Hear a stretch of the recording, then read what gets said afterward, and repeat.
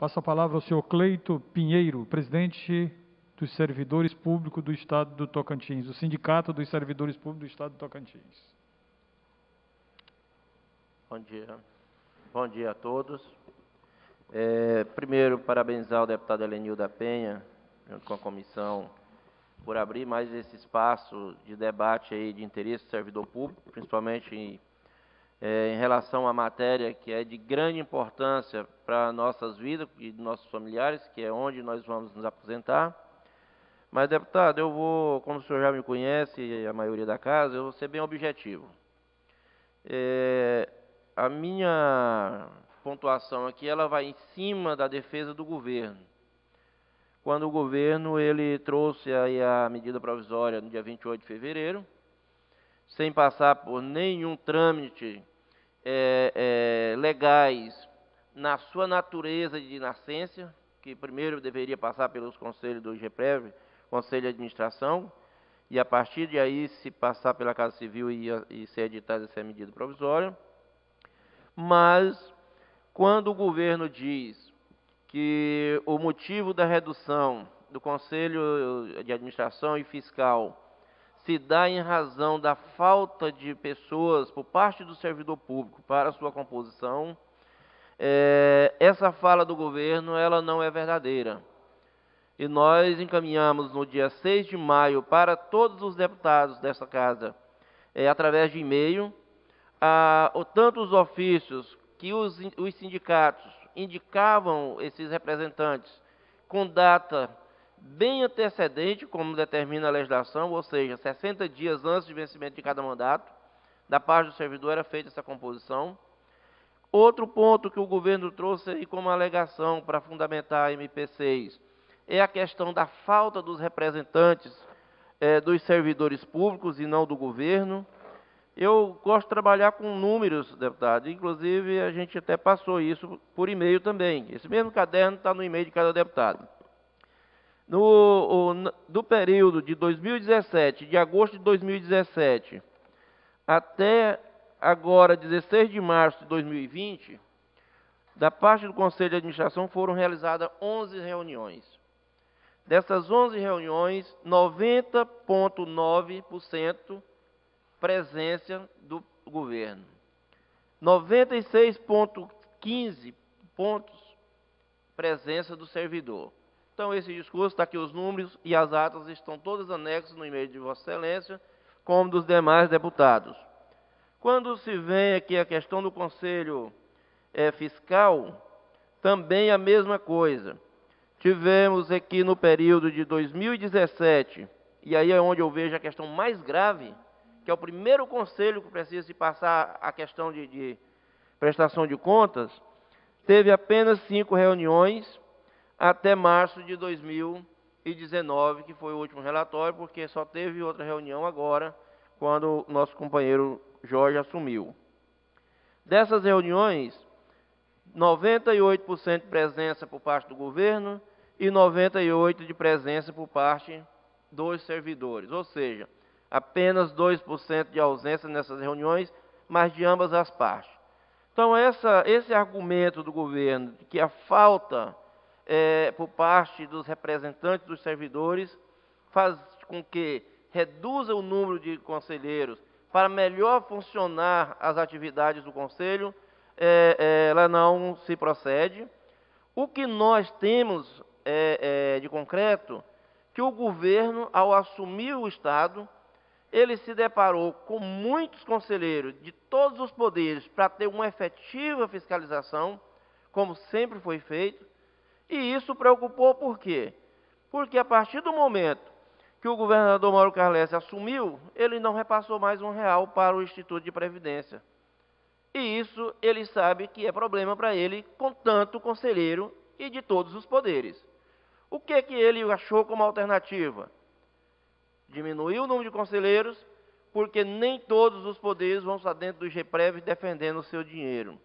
Nem todos os representantes dos servidores.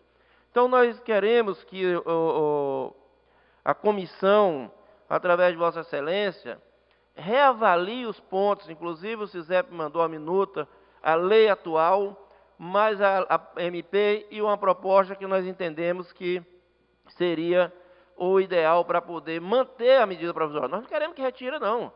Até porque tem pontos positivos dentro dessa MP.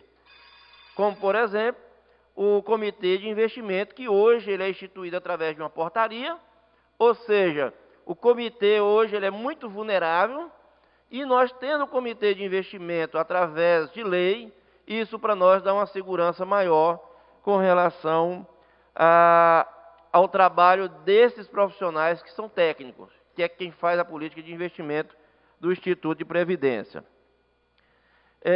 Outro ponto, presidente, que é importante ressaltar, me salvo engano, no artigo 36 da Lei 1940, que é lá nas disposições finais, lá traz justamente a tal da responsabilização dos gestores do Instituto, dos membros do Conselho de Administração, da diretoria executiva, ou seja, o governo está trazendo para dentro de um MP o que já existe na lei atual. Aqui no artigo 36, aos membros do Conselho de Administração e Fiscal e os integrantes da diretoria executiva do IGPREV são civil, penalmente responsabilizados de forma pessoal e solidária pelos atos lesivos, inclusive os atos lesivos aplicando no que lhe couber, inclusive a lei 9.717 de 98, que é a legislação federal que trata de crime contra o sistema financeiro. Ou seja, está trazendo uma coisa para dentro da MP que não precisa. Então, essa discussão do governo de querer dizer que ele está trazendo mais proteção para o nosso regime, é o contrário. Ele está desprotegendo a fiscalização. O que a gente coloca também? A questão da verba de representação, o jeton, que trouxe para os conselheiros. Nenhum sindicato foi lá pedir isso, não. Isso não é troca de moeda para nós. Nós não temos interesse nessa troca de moeda. Nós queremos uma legislação que dê segurança para o nosso sistema. Esse é o nosso objetivo. Por isso que a gente está participando dessa audiência pública, para que a Vossa Excelência, como ouviu o governo também, ouça as entidades, mas com documento em 3 partes. A parte anterior, que é da legislação, a parte da medida provisória e a parte que nós propomos. Tá? Outro ponto que é interessante ressaltar, que o governo, ele diz que o Instituto, foi propagado na imprensa, que o Instituto passou a ter problemas financeiros com 12, 14 conselheiros. Muito pelo contrário. Tá todos os colegas aqui que sabem muito bem que a partir do momento da fiscalização maior dentro do Instituto, fez com que deixasse de fazer os investimentos no chamado fundo podre. Sabe por quê? Porque tinha 7 conselheiros nossos e o governo tinha 7. E tinha vezes que nós conseguiríamos aí 2, 3 votos do governo, porque ele tinha medo de colocar o dedo dele naquilo que os conselheiros, que eram técnicos, que é do servidor público, que não tinha visão política e nem da indicação do governador, apontava e dizia: se nós fizermos isso, nós vamos responder de acordo com o artigo 36 da Lei 1940. Então, deputado, o nosso pedido aqui é nesse aspecto, e dizer a Vossa Excelência, o IGPREV, o problema não é de fiscalização. O problema hoje está chamando de gestão. E essa gestão é a falta de repasse de mais de 1.129 bilhões de reais até dezembro de 2019. E o que está faltando aí do governo repassar esse ano? Já estamos no 6º mês. E nós precisamos que esse recurso vá para dentro do nosso instituto. Quando chegou a lei do parcelamento aqui, Vossa Excelência e os demais pares lembram bem. Nós falamos, essa lei é inconstitucional, ela não passa no Ministério da Previdência. Porque o Ministério da Previdência tem regra própria para poder se fazer parcelamento. Foi feita uma lei que não está sendo executada. O governo quer insistir em uma outra lei de parcelamento. Se tem que parcelar, parcele, mas parcele de acordo com a norma que que o Ministério da Previdência vai aceitar, e isso efetivo de fato para dentro do nosso Instituto. Então, nós trouxemos aqui essa pontuação bem objetiva em cima daquilo que o governo fez sua defesa, e nós gostaríamos muito que a comissão ela fizesse a sua reavaliação e as adequações necessárias para que essa MP não seja uma lei inconstitucional, que ela não seja uma lei que venha trazer prejuízo para o servidor público. A manutenção do Conselho de Administração e do Conselho Fiscal, com relação aos números de membros.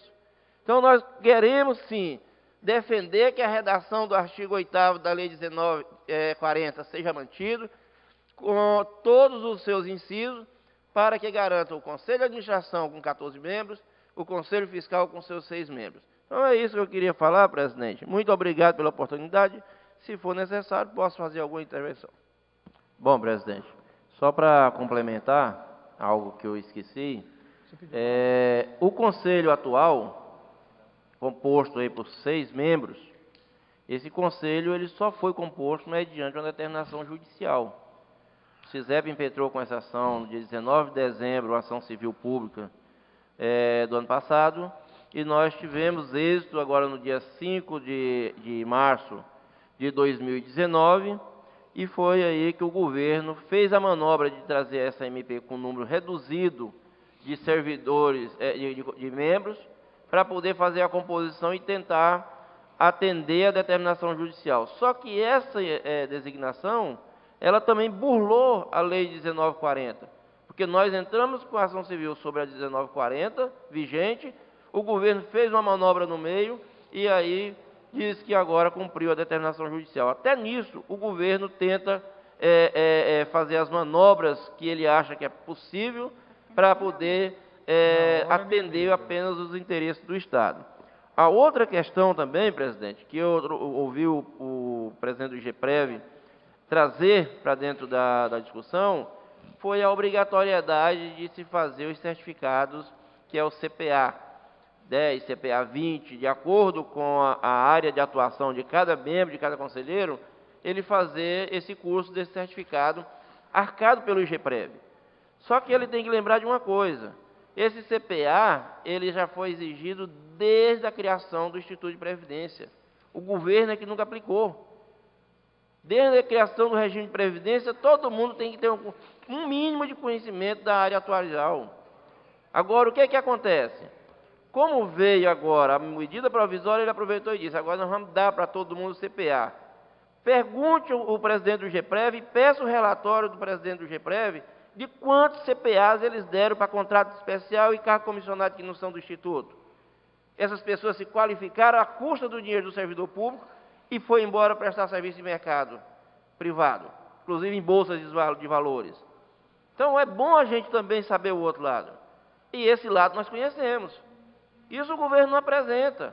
Então, investir no servidor público não é gasto. O servidor que hoje faz parte dos conselhos de administração, representante das categorias, eles são servidores de carreira. Portanto, tem um outro ponto da medida provisória que a gente gostaria que fosse reavaliado também por essa comissão, que é a questão de permitir apenas uma recondução. Quem decide as reconduções dos nossos conselheiros, do governo ele pode deixar. Agora, dos nossos conselheiros, é aquele conselheiro que estiver representando bem lá dentro do nosso instituto, nós como representantes dos servidores com cada entidade sindical, devemos decidir se ele permanece ou não. Então, nós gostaríamos também que fosse visto esse ponto. Se o governo quer apenas uma recondução, pode colocar a ressalva que seja por parte do Executivo, mas os servidores que fiquem livres por indicação das entidades. Muito obrigado.